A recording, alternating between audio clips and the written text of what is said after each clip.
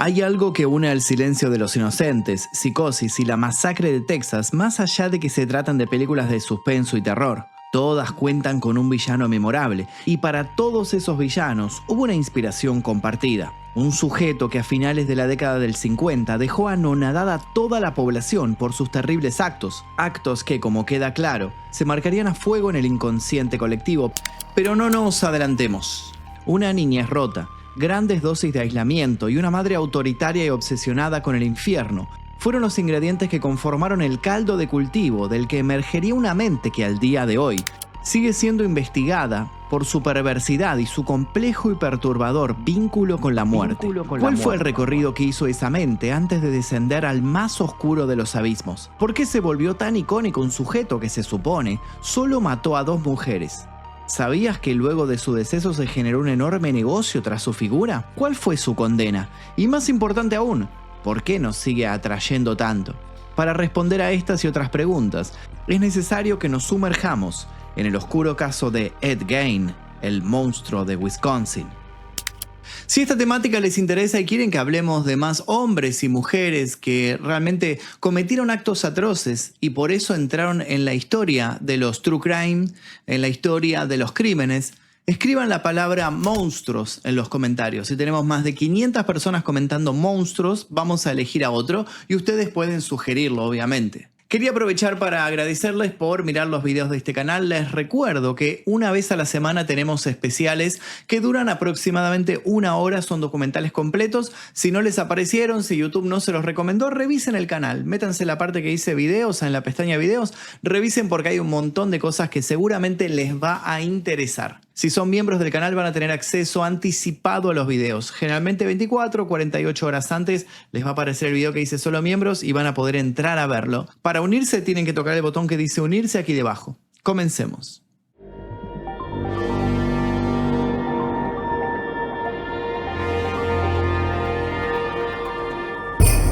Una granja aislada del mundo.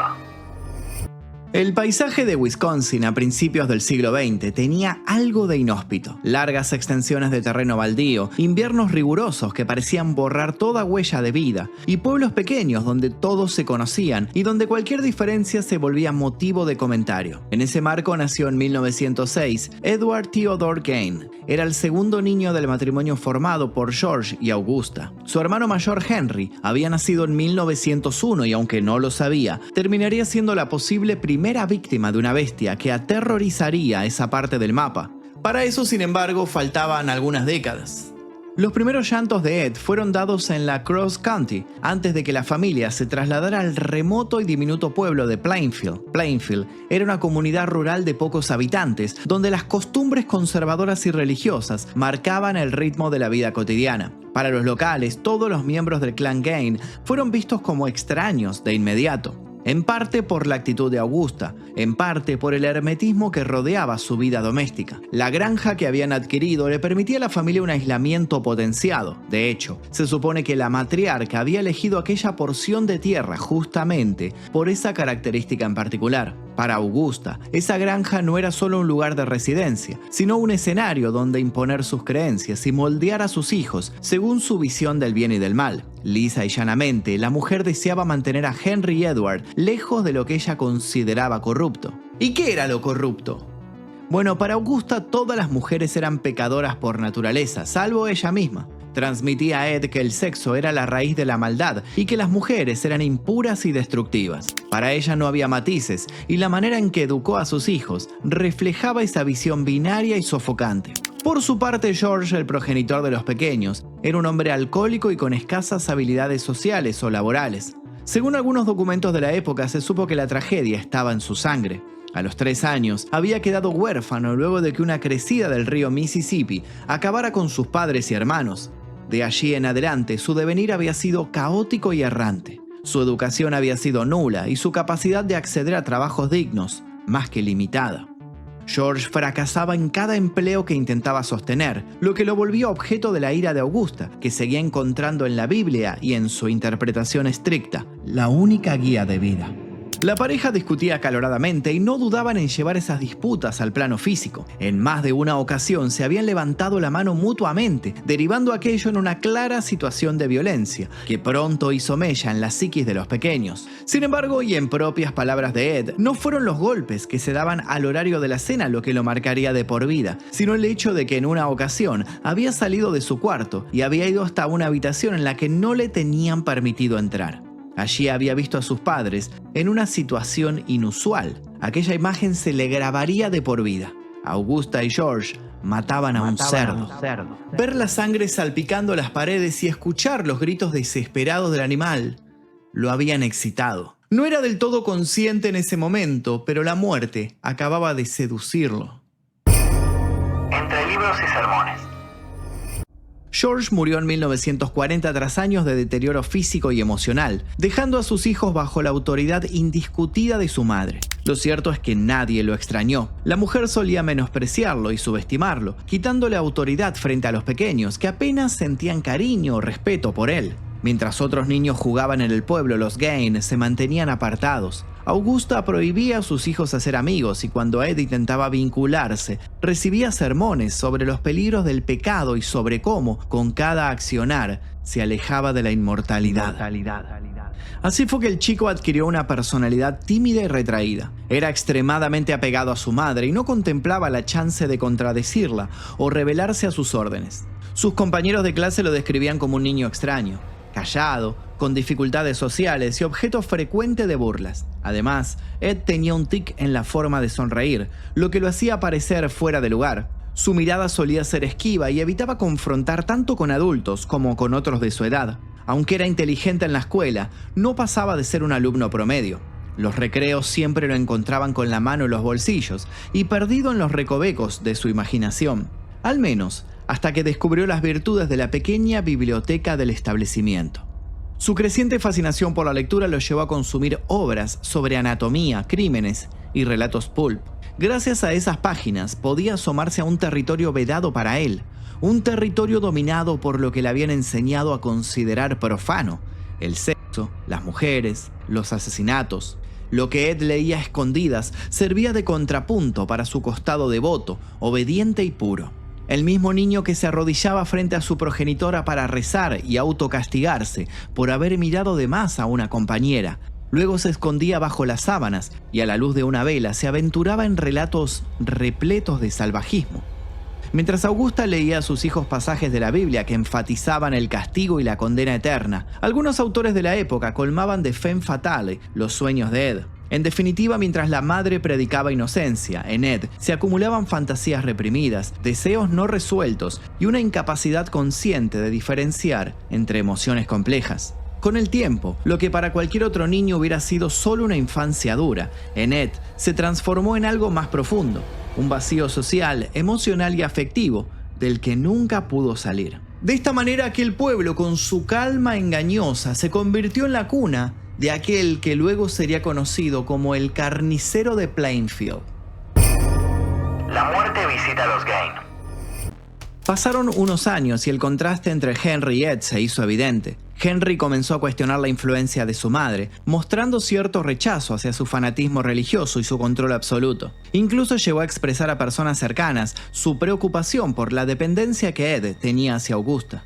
Ed, en cambio, como vimos, absorbía sin resistencia cada palabra de la mujer. Para él, Augusta no era solo una guía espiritual, era la única fuente de verdad, por eso jamás la cuestionó. Cuando ella le dijo que acabado el colegio debía dedicarse enteramente a la vida en la granja, asintió, feliz ante la idea de que su progenitora decidiera por él. Incluso, se dice que Ed lloraba cuando Augusta lo reprendía, no por miedo al castigo físico, sino por temor a perder su aprobación. Esa relación de veneración se convirtió en el núcleo de su vida emocional. El joven defendía a su madre con vehemencia, por lo que empezó a tener discusiones cada vez más violentas con Henry, que queriendo ayudarlo, le sugería que no era normal lo que les estaba pasando. Estos enfrentamientos se volvieron habituales entre los hermanos. Día tras día tenían intensos intercambios en los que el mayor de los Gaines buscaba una fisura en las solemnes creencias de Ed. Mantenía la esperanza de poder sacarlo de aquel estado de entrega ciega, pero era en vano. No importaba si hablaba con argumentos, desde el cariño o hasta con enojo. Ed siempre lo observaba negando la cabeza, no pudiendo creer que alguien tuviera intenciones de manchar la noble reputación de esa mujer que para él era poco menos que un ángel. Así, dadas las cosas, la enemistad entre los jóvenes se volvió insostenible hasta 1945. Aquella primavera los dos hermanos trabajaban juntos en la quema de un campo cercano a la granja, una actividad cotidiana para quienes viven en esas zonas. De acuerdo con el reporte oficial, Ed perdió de vista a Henry durante el incendio y decidió pedir ayuda. Cuando los rescatistas se hicieron presentes, los condujo directamente hacia un montículo donde se encontraba el cuerpo de su hermano. Esto los sorprendió a todos, porque al principio Ed se había mostrado inquieto con respecto al paradero de Henry, pero luego les indicó exactamente dónde estaba tirado, como si él siempre lo hubiera sabido. El mayor de los Gain estaba muerto y con signos de haber sufrido asfixia. Los detalles levantaron sospechas. El cuerpo no mostraba quemaduras significativas y, según algunos informes, presentaba moretones en la cabeza. A pesar de esto, la policía local, poco habituada a investigaciones que implicaran muchos pasos, declaró la muerte como accidental y el caso se cerró. Nunca se comprobó si Ed había tenido que ver con la muerte de su hermano, pero la duda quedó flotando como una sombra que jamás se disipó.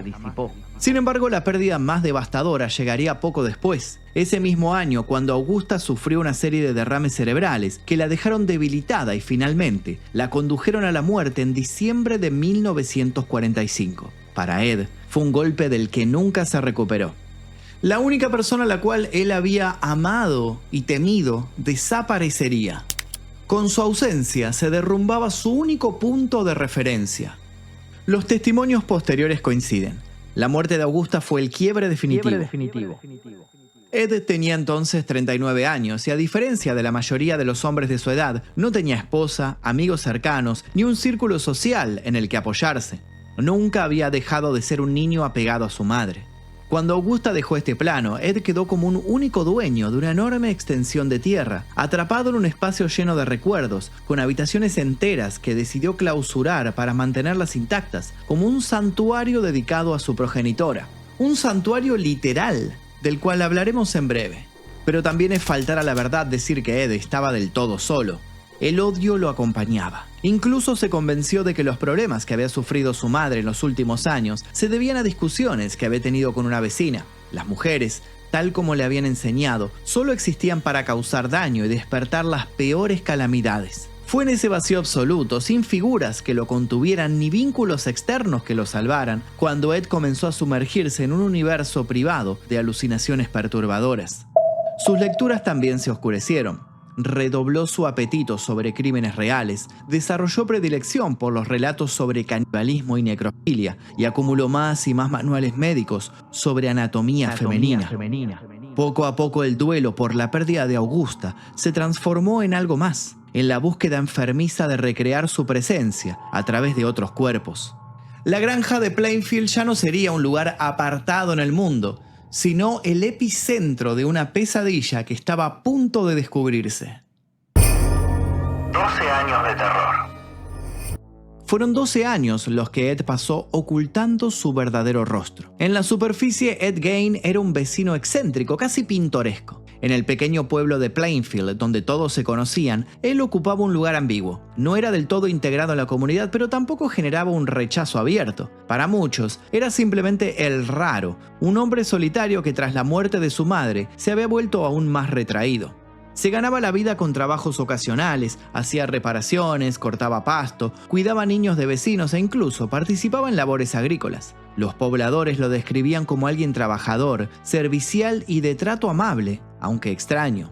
Su colección de revistas y libros sangrientos era vista como un pasatiempo inofensivo. Sin embargo, había detalles que dejaban entrever un costado más inquietante. Varias niñeras y madres de familia recordaban que Ed solía mirarlas de modo persistente, como perdido en oscuras cavilaciones. Esto incomodaba a algunos que preferían no cruzarse con él, ni hablar de las calaveras que el hombre empezó a poner de decoración en la puerta de su granja. Según decía, se las había regalado a alguien que las había traído luego de su paso por la Segunda Guerra Mundial.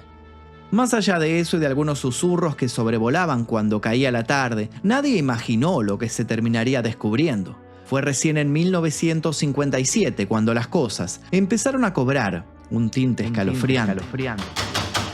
El 16 de noviembre de aquel año amaneció como un día normal en Wisconsin. Era sábado y muchos se preparaban para la temporada de caza de venados. Entre ellos estaba Bernice Gurdon, dueña de la ferretería local, una mujer respetada en la comunidad. Su hijo, Frank Gurdon, era alguacil adjunto del condado. Aquella mañana Bernice atendía el negocio sola. Entre los clientes que entraron a la tienda estuvo Ed Gain, quien había pasado la tarde anterior conversando con ella. No era extraño verlo por allí, solía comprar herramientas, clavos o solventes. Horas después, cuando Frank regresó a la ferretería, encontró el local vacío.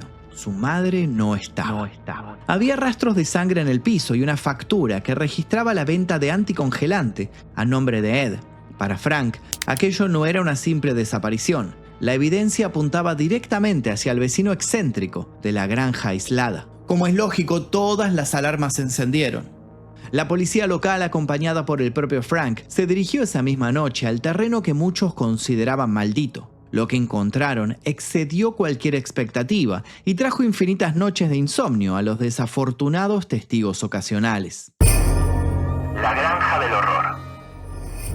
El escenario era la viva manifestación del síndrome de Diógenes, un trastorno del comportamiento que suele golpear a personas mayores, aunque no exclusivamente. Se lo llamaba así por una extraña ironía histórica. Diógenes de Sinope, el filósofo griego, predicaba la austeridad y vivía con lo mínimo, rechazando los bienes materiales. En cambio, quienes sufren de este síndrome hacen lo contrario. Acumulan, guardan, almacenan sin medida, hasta quedar sepultados en sus propios objetos.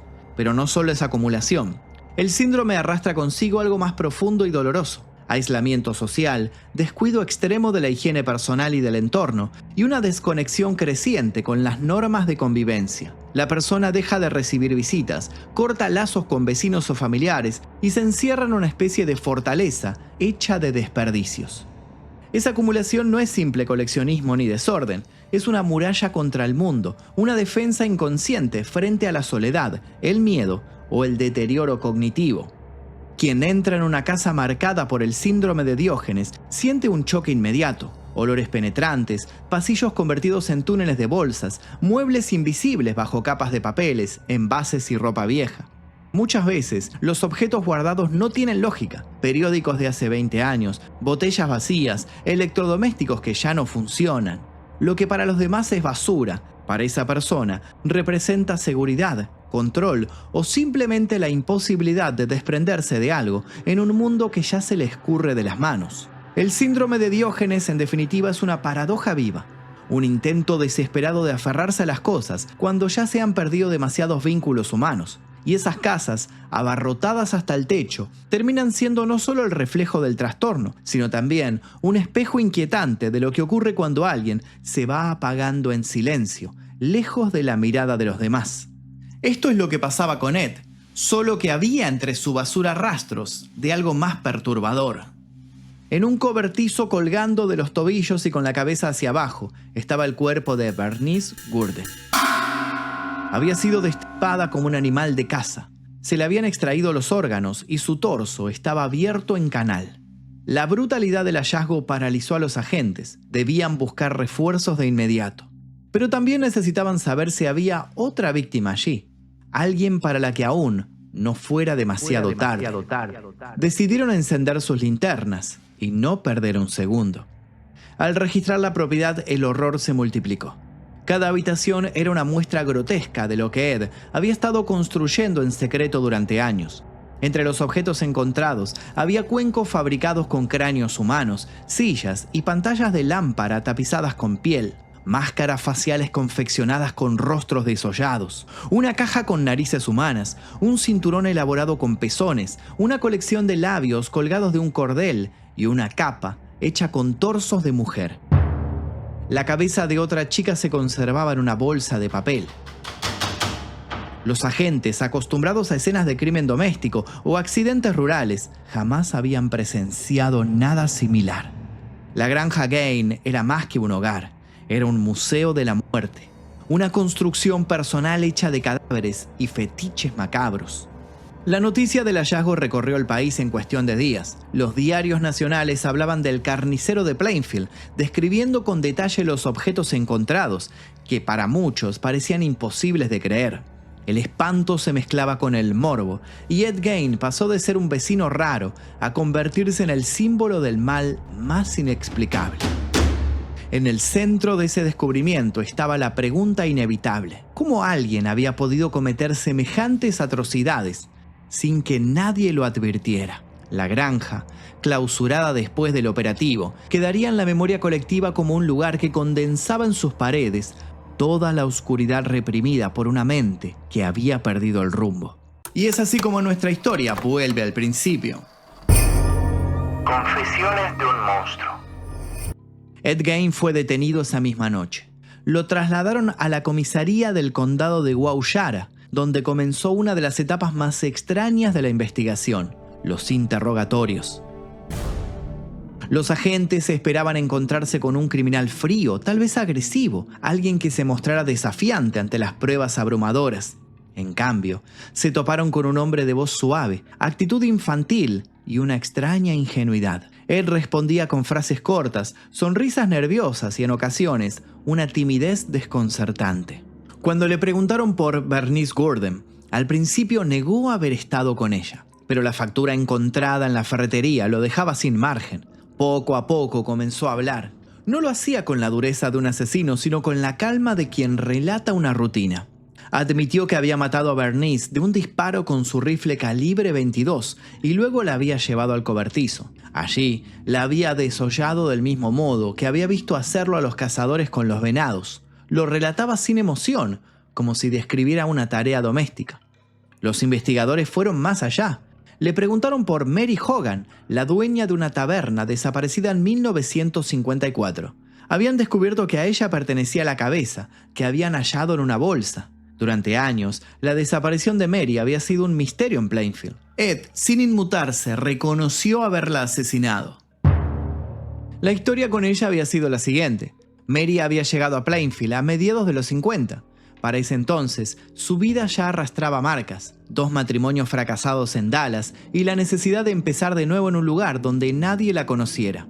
Había encontrado empleo en una de las pocas tabernas del pueblo, un espacio que se llenaba cada noche de obreros agotados y bebedores habituales. Allí Mary desplegaba una personalidad que rompía con lo esperado. Su carácter era áspero, su lenguaje directo, y no temía enfrentarse con quienes levantaban demasiado la voz o intentaban sobrepasarse. En un entorno donde el silencio y la docilidad solían ser norma en las mujeres, Mary se erigía como un muro que nadie parecía querer desafiar. Entre las miradas que la seguían desde un rincón había estado la de Ed. El hombre solía acercarse a la cantina con su habitual gesto retraído, observando más que participando. Algo en Mary lo capturaba. No estaba del todo claro qué despertó en él aquella figura. Quizás fue esa forma de plantarse ante los demás con rudeza y sin miedo, tan distante del ideal femenino de la época, o tal vez, como han sugerido ciertos investigadores, su temperamento fuerte evocaba de alguna manera el recuerdo de su madre Augusta. Sea cual fuere la razón, lo cierto es que Ed comenzó a regresar con frecuencia, cruzando algunas palabras con ella, construyendo lentamente un peculiar vínculo. Mary, con su tono brusco y sus frases cargadas de insultos, contrastaba con la naturaleza callada de Ed. En esa contradicción él logró ganarse su confianza. Por eso, cuando llegó la tarde del 8 de diciembre de 1954, Mary no dudó en atenderlo, aunque el bar ya estaba cerrado. Ed había pedido un café fuera de horario y ella, quizás sin darle demasiada importancia, aceptó. Lo que Mary no podía prever era que aquel gesto sería el último de su vida. Ed había sacado un revólver para luego disparar. Después, con torpeza y esfuerzo, había arrastrado el cuerpo hasta su vehículo y lo había llevado hasta la granja. En Plainfield, la desaparición de Mary Hogan se transformó en un enigma. Se sabía que algo extraño había ocurrido en la cantina, pero nunca se investigó con seriedad. La explicación quedó diluida en rumores. Algunos hablaban de un ajuste de cuentas, otros susurraban que la mafia podía estar detrás. Lo cierto es que Mary había desaparecido de un día para otro. A los pocos meses, ya nadie volvió a mencionarla. Hasta que Ed, siempre risueño, rememoró su asesinato. Pero lo que más impactó a la policía no fueron las confesiones, sino la explicación sobre los objetos hallados en su vivienda. Ed admitió que durante años había exhumado cadáveres de mujeres que le recordaban a su madre. De sus cuerpos se extraía piel, huesos y órganos para confeccionar sus artesanías macabras. El profanador. Según explicaría el hombre, la muerte de Augusta había dejado un vacío imposible de llenar. Ed, incapaz de vincularse con otras mujeres y atormentado por la represión inculcada por su madre, comenzó a buscar una forma de traerla de vuelta. Esa necesidad enfermiza lo condujo a los cementerios de Plainfield y alrededores. Ed confesó que leía con atención los obituarios publicados en los diarios locales. Buscaba nombres de mujeres recientemente fallecidas, de mediana edad, que en su aspecto o complexión física le recordaran a su progenitora. Cuando encontraba a alguien que coincidía con su ideal, esperaba que anocheciera, tomaba sus herramientas y se dirigía al cementerio. Entre 1947 y 1952 realizó numerosas incursiones nocturnas. Exhumaba ataúdes, extraía los cuerpos y los trasladaba a su granja.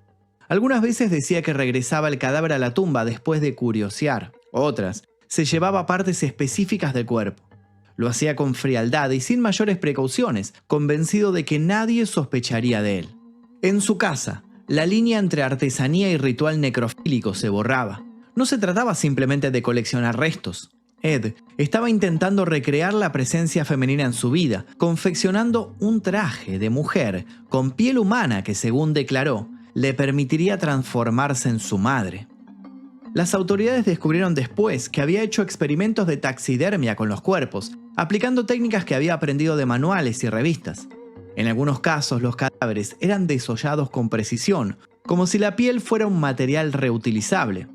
Aunque la necrofilia como tal nunca se comprobó de manera absoluta, y Ed la negó en sus confesiones, la obsesión por los cuerpos y el contacto íntimo con ellos dejan margen para la duda sobre el carácter sexual de sus actos.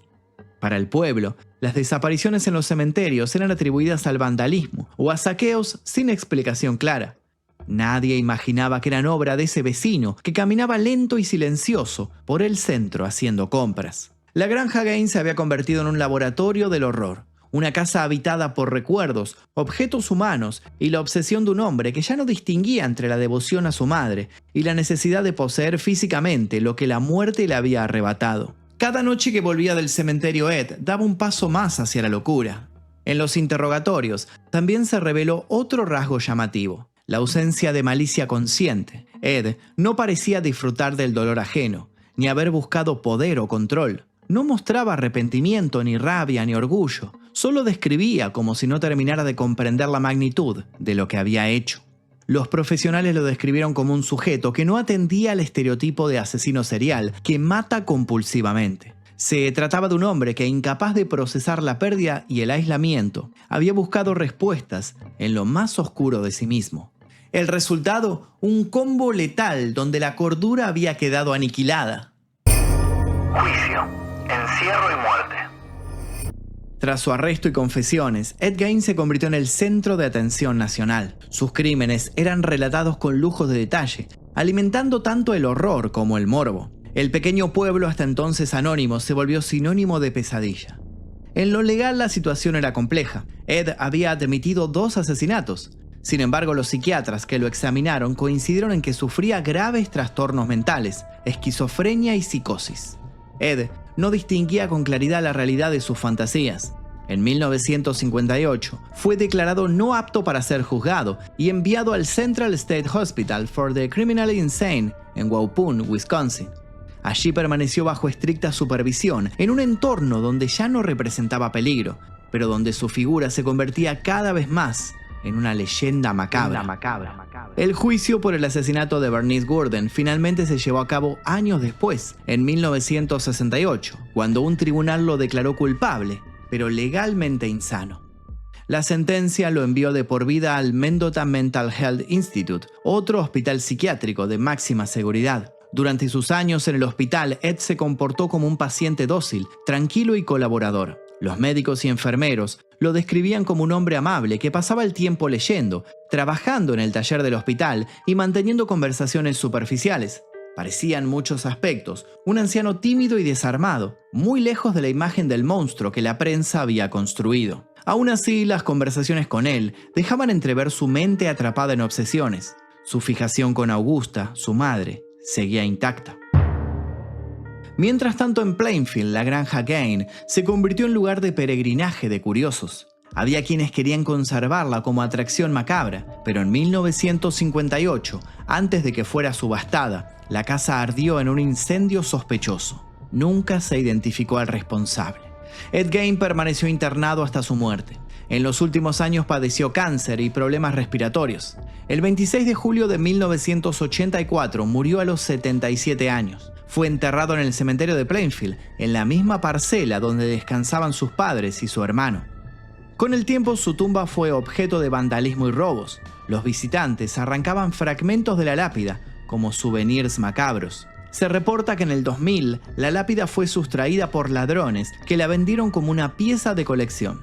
En mayo del 2001, la policía la recuperó en una operación encubierta en Seattle, Washington. Fue devuelta a Wisconsin y almacenada en el departamento del sheriff del condado de Waushara. Actualmente la lápida se encuentra en exhibición en el Museo del Condado de Waushara, en Wautoma, Wisconsin. Tras el robo y la recuperación de la lápida, la tumba de Ed Gein quedó sin marcar. Su ubicación exacta es conocida, pero no está señalizada públicamente. Se encuentra en el mismo cementerio de Plainfield, entre las tumbas de sus padres. La falta de una lápida oficial ha generado especulaciones sobre si se colocará una nueva en el futuro. Sin embargo, hasta la fecha, la sepultura permanece sin identificación. Así se cerraba la vida de Ed Gein, un hombre que pasó casi 4 décadas tras las paredes de un hospital psiquiátrico. Sin embargo, su mito y leyenda se convirtieron en fuente inagotable para la cultura del terror. El mal en la cultura popular. La historia de Ed Gein no terminó con su muerte en 1984. Desde mucho antes, su figura ya había escapado del expediente policial y del ámbito clínico para convertirse en un arquetipo del horror moderno. El hallazgo en su granja era tan perturbador que parecía sacado de una retorcida obra de ficción. No sorprende que escritores y cineastas lo transformaran en material creativo casi de inmediato. El primer gran impacto cultural vino de la mano de Robert Bloch, autor de la novela Psycho, en 1959. Aunque Bloch vivía a pocos kilómetros de Plainfield y se inspiró directamente en el caso, eligió trasladar el escenario y crear un personaje nuevo, Norman Bates. Como Ed, Norman era un hombre retraído, tímido, atado de manera enfermiza a la figura de su madre, incapaz de establecer relaciones normales. En la icónica adaptación de Alfred Hitchcock, Bates no confeccionaba objetos con piel humana, pero su dependencia hacia su madre y el hecho de preservarla en forma de cadáver disecado remite de manera directa a Gein. En los años 70, el horror cinematográfico encontró otra encarnación en Gein, Leatherface, el villano de Texas Chainsaw Massacre. Aquí el vínculo es más evidente. El personaje usa una máscara hecha de piel humana, manipula cadáveres y convierte restos en mobiliario. Aunque la película añadía elementos ficticios como la motosierra y el canibalismo, la esencia del horror provenía de Plainfield. En los 90, otra adaptación parcial volvió a poner a Gein en el centro del terror popular. Buffalo Bill, el antagonista del Silencio de los Inocentes. El asesino ficticio secuestra a mujeres y las mata, confeccionando un traje con su piel para transformarse en lo que desea ser. Más allá del cine, el mito de Ed Gein se filtró en la cultura popular como un símbolo de lo que yace en la frontera entre lo rural, lo reprimido y lo monstruoso. Canciones, cómics, series y hasta videojuegos lo han referenciado. Bandas de heavy metal como Slayer o Mudvayne lo mencionaron en sus letras y documentales, y libros y podcasts han vuelto una y otra vez sobre su figura. Lo fascinante del mito es cómo Gein encarna un tipo particular de terror, el monstruo doméstico. No es un asesino sofisticado, ni un genio criminal, ni un hombre seductor que oculta su maldad. Es un granjero solitario, un vecino extraño, alguien que parecía inofensivo. Su horror surgió no de la ciudad anónima, sino de un pueblo pequeño donde todos se conocían. Eso fue lo que lo volvió universalmente perturbador. Cualquiera podía proyectar esa posibilidad en su propio entorno. Ed Gein, sin proponérselo, se convirtió en el padre involuntario de los monstruos del cine moderno. Su vida trágica, sus crímenes grotescos y su mente atrapada en la devoción materna dejaron huella que aún hoy define cómo imaginamos a los villanos menos esperados. Y no solo eso, aparte del robo de su tumba, la obsesión por conseguir objetos ligados a él se convirtió en todo un fenómeno. El negocio del morbo. Pocas personas imaginaron que la fascinación por Gain llegaría a materializarse de formas mucho más tangibles. En la compra y exhibición de sus objetos personales, en la comercialización de reliquias de su macabra vida y en la consolidación de un mercado que hoy conocemos como murderabilia. Uno de los casos más llamativos fue la camioneta Ford Sedan de 1949 que Gain había utilizado durante años. En 1958, tras su arresto, la camioneta fue adquirida en una subasta por Bonnie Gibbons, un operador de ferias obsesionado con el espectáculo y la curiosidad morbosa. Gibbons no se limitó a poseer el vehículo, lo transformó en una atracción itinerante, denominada Ed Gain's Gold Car. La camioneta, decorada con maniquíes y recreaciones de la escena del crimen, se convirtió en un objeto de espectáculo, expuesta en ferias de Wisconsin y atrayendo a miles de visitantes. La reacción del público fue inmediata y polarizada. Mientras algunos acudían con la mezcla de horror y fascinación, otros criticaban con indignación la banalización de un crimen real. Finalmente la exhibición se cerró en varias localidades y la camioneta desapareció del registro público. Su destino final es aún desconocido. Se sabe también que una firma de Ed Gain fue subastada con un valor estimado de entre $900 y $1.800, evidenciando cómo incluso un simple trazo de su puño podía adquirir un valor casi mítico entre coleccionistas. En el 2000, un pedazo de tierra extraído de la tumba de Ed Gain se vendió en eBay por $27,48. Plataformas como Etsy han ofrecido cartas, fotos, figuras y decoraciones relacionadas con Gain, muchas con certificados de autenticidad, convirtiendo su legado en un producto para quienes buscan poseer un fragmento de la infamia. El interés por estos objetos no solo refleja la fascinación por un asesino, sino que también abren un debate ético profundo. La venta de murderabilia está legalmente permitida en muchos lugares, pero ha sido duramente criticada por legisladores y defensores de las víctimas, que argumentan que mercantiliza el dolor ajeno y perpetúa el morbo hacia tragedias reales. En 2001, eBay prohibió explícitamente la venta de este tipo de objetos, aunque el mercado sigue existiendo a través de plataformas especializadas y subastas privadas. El fenómeno de la comercialización de los objetos de Ed Gain también refleja un aspecto más perturbador de su legado cultural: la fascinación con la perversión cotidiana. No se trataba solo de revivir el horror de sus crímenes, sino de convertirlo en objeto de culto y de consumo. Final. Como punto final, vale aclarar que hay en estas historias muchos detalles que son difíciles de corroborar, dado que abundan las contradicciones, incluso en los informes oficiales. Se dice, por ejemplo, y tal como contamos, que la granja de Gain fue prendida a fuego para que no tentara a otros. Se supone que la iniciativa la tuvo una turba iracunda. Sin embargo, se ha dicho también que fueron los agentes de la ley los que incentivaron el hecho. Deseaban que las evidencias desaparecieran para poder cerrar ese terrible caso, pero también para no toparse con el tedioso trabajo de hacer una investigación más rigurosa. Es que tampoco se sabe si no hubo más asesinatos cometidos por Ed, más allá de los confesados. Un rumor generalizado remarca que la autoridad prefirió no engrosar el listado de víctimas, a sabiendas que lo mejor era tapar aquello lo antes posible. Otra historia muy difundida dice que entre los cadáveres profanados estaba el de la mismísima Augusta. Quienes defienden esta versión aseguran que Ed dormía con el cuerpo en putrefacción de su amada progenitora. Se supone que los investigadores hicieron todo lo posible para que esto no trascendiera, sabiendo que le daría una cuota extra de perversidad a todo el entramado. Las piezas macabras que Ed Gain fabricó con restos humanos nunca se conservaron como objetos de colección ni se exhiben en museos. Todo lo contrario. Tras su arresto en 1957, el material fue incautado como prueba en el juicio. Durante las investigaciones, esas artesanías se documentaron en fotografías policiales y se llevaron a dependencias oficiales para ser presentadas en el proceso judicial. Una vez concluido el juicio, la gran mayoría de esos restos humanos y objetos fueron destruidos por orden de las autoridades, en parte por respeto a las víctimas profanadas y en parte para evitar que se convirtieran en material de morbo o fetiche. O eso se cree.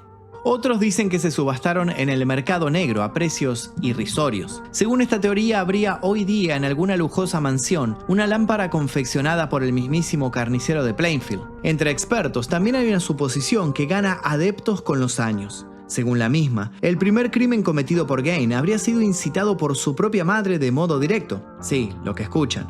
Muchos creen que Augusta fue la que lo obligó a matar al rebelde Henry. Esto convertiría a la mujer en la culpable no solo de traumar a Ed, sino de destapar una terrible caja de Pandora. Psicológicamente, el caso de Gain desnudó la compleja interacción entre abuso infantil, aislamiento y trastornos mentales. Su historia se convirtió en un ejemplo de cómo la psiquis humana, cuando se somete a presiones extremas y traumas profundos, puede dar lugar a comportamientos inimaginables. La casa de Gain, sus trofeos macabros y los relatos de quienes lo conocieron o investigaron siguen siendo objetos de estudio, de fascinación y de advertencia. Un recordatorio de que en ocasiones el mal no tiene forma de leyenda, sino la escalofriante sencillez de la realidad y lo cotidiano. En la oscuridad de Plainfield la vida siguió, pero el eco de la locura de Ed Gein nunca se apagó. Aún hoy, hay circuitos que invitan a recorrer los lugares que el sujeto habría visitado. Su paso por el mundo sigue resonando en cada relato, en cada película, en cada intento por comprender cómo un hombre común llegó a cometer actos tan inhumanos. La pregunta obligada es: ¿con cuántos Ed Gein nos cruzamos a diario cuando vamos al mercado, cuando viajamos al trabajo o cuando paseamos por un shopping? Y quizás en esa comprensión reside el aprendizaje más inquietante. Conocer al monstruo no siempre implica derrotarlo, pero sí nos obliga a mirar más de cerca todo eso que somos capaces de ignorar para no perder nuestra propia cordura.